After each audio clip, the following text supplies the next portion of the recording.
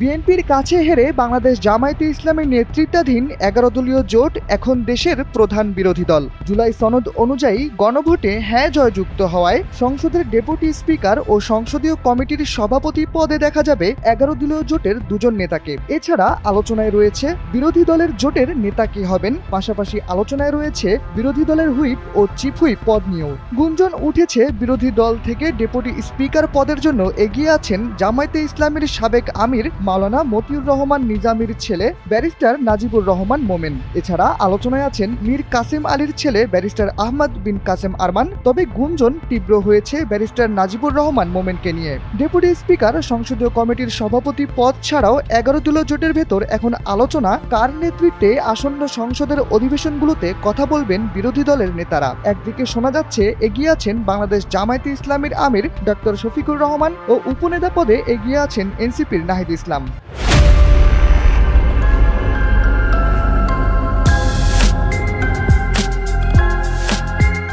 পাশাপাশি হুইপ পদের জন্য আলোচনায় আছেন এনসিপির মুখ্য সমন্বয়ক হাসনাত আব্দুল্লাহ। জোটের সূত্র থেকে পাওয়া খবর হলো বিরোধী দলীয় প্রধান হিসেবে এগিয়ে আছেন জামায়াতের আমির ডক্টর শফিকুর রহমান। অন্যদিকে বিরোধী দলীয় উপনেতা হবেন এনসিপির আহ্বায়ক নাহিদ ইসলাম।